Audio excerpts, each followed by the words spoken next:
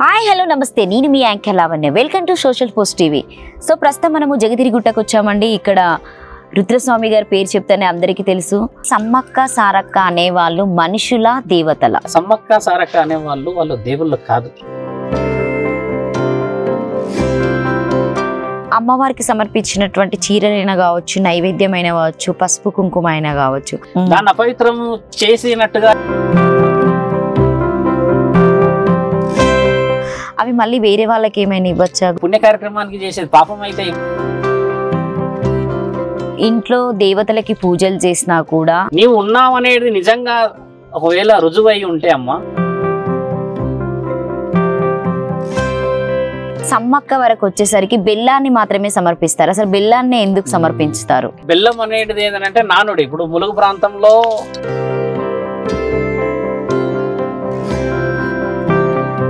ఈ జాతరలో గద్దెలు ఎందుకు ఉంటాయి అంటే అసలు గద్దె అంటే ఏంటి అసలు?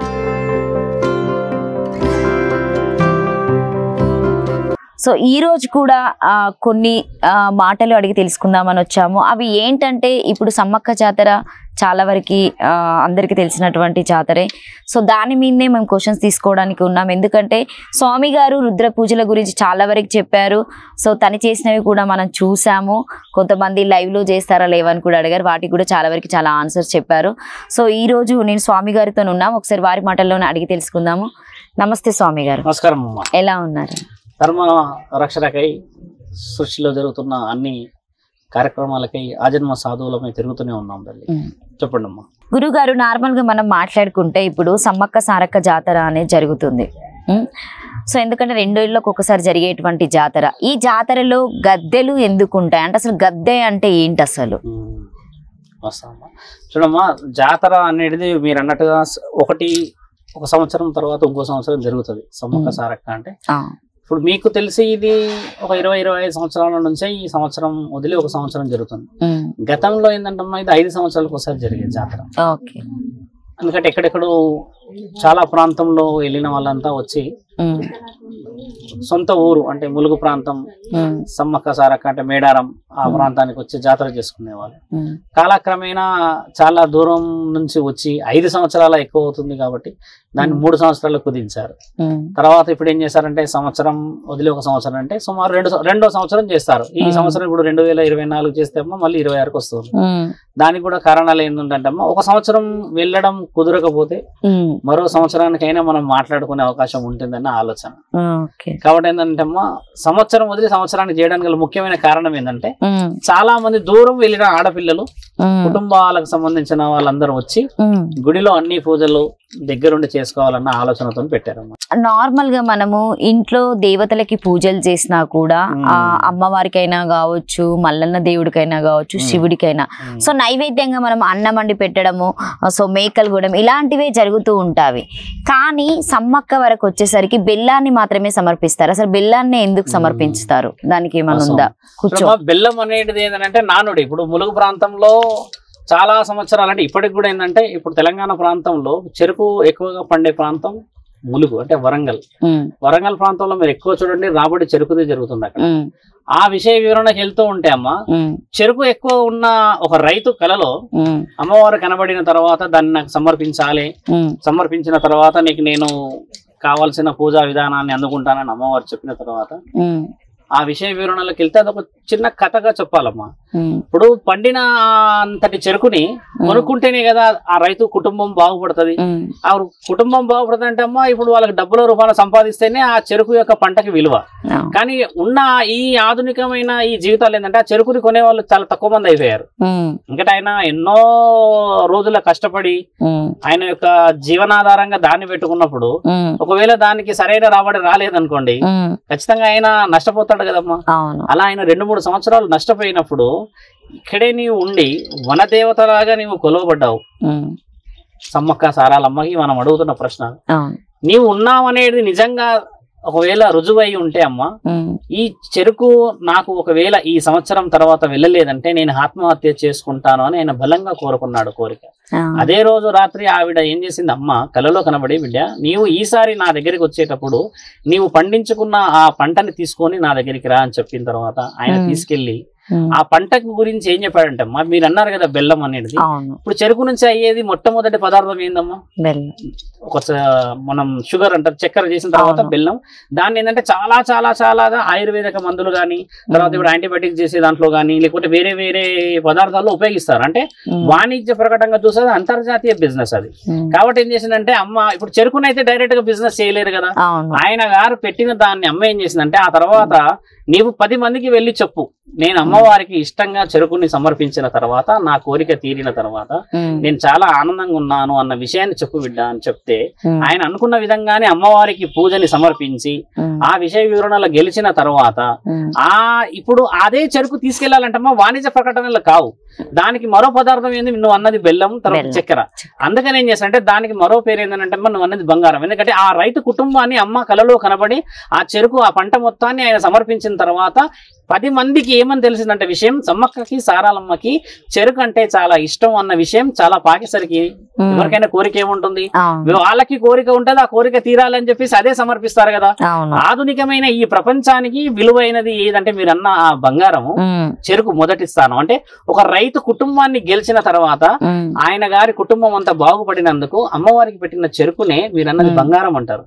దాన్ని ఏమంటారు అంటే బెల్లం అన్నారు. అంటే కుటుంబం బాగుపడ్డదనంటే డబ్బుని బంగారం అంటారు. అంటే నిలువెత్తు బంగారం మా సమ్మక్క సారాలమ్మ. ఎందుకంటే ఆవిడ కోరిన కోరికని భక్తుడికి చాలా తెలివిగా ఆమె ఆలోచన కళలో కనబడి తీర్చింది కదమ్మా.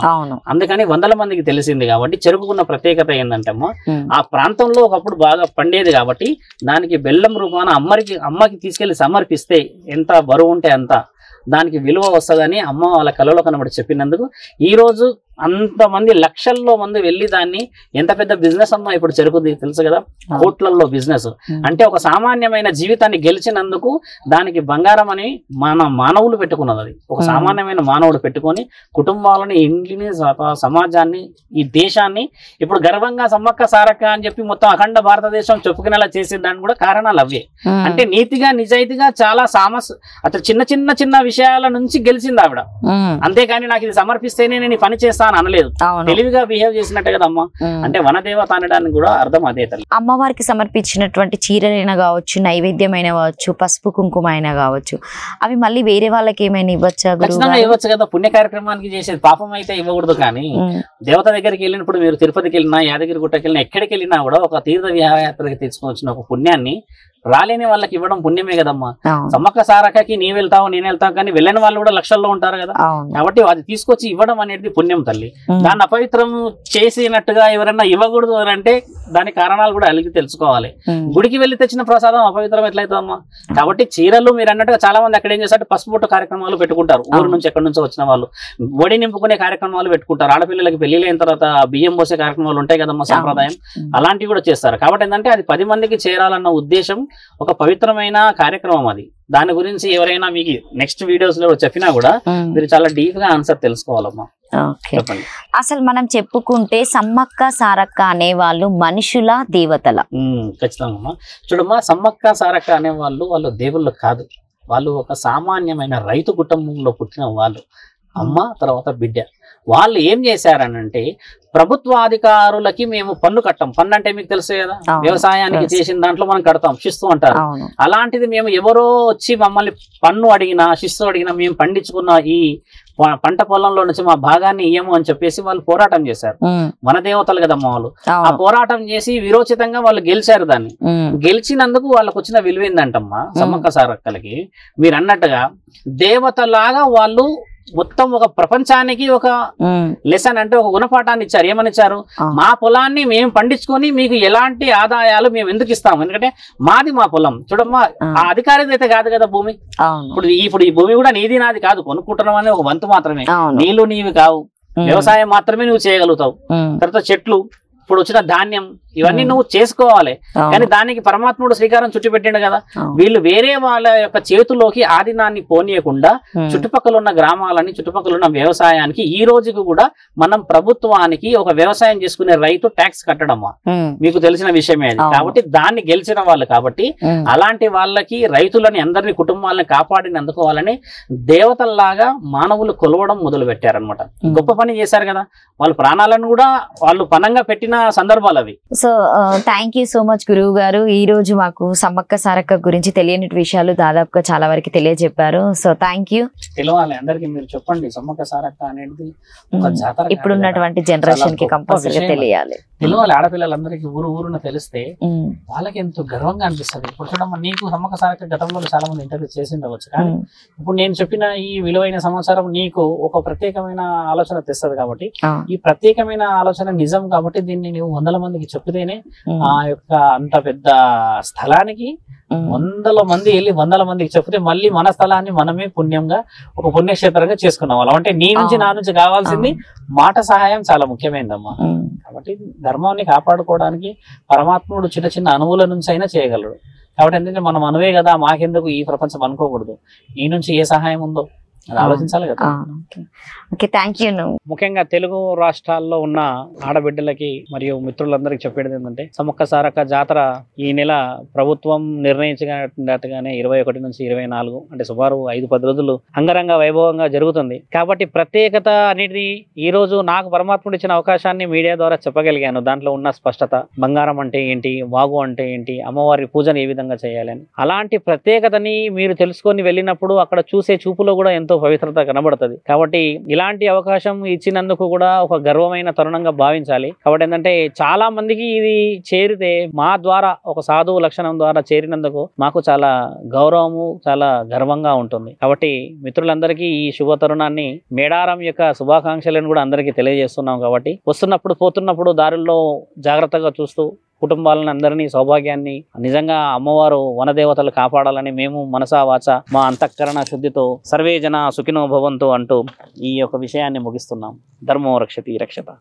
So thank you so much గురువు గారు. ఈ రోజు మనకి సమ్మక్క సారక్కకు సంబంధించినటువంటి ఎన్నో విలువైనటువంటి ఆన్సర్స్ ఇవ్వడం జరిగింది. ఒకవేళ తెలియని వాళ్ళు ఉంటే కంపల్సరీగా మా సోషల్ పోస్ట్ టీవీ ద్వారా తెలియజేసుకుందిగా మనస్ఫూర్తిగా కోరుకుంటున్నాం. సో మీకు ఈ వీడియో కనుక నచ్చితే లైక్ చేయండి, షేర్ చేయండి, కామెంట్ చేయండి. So thank you.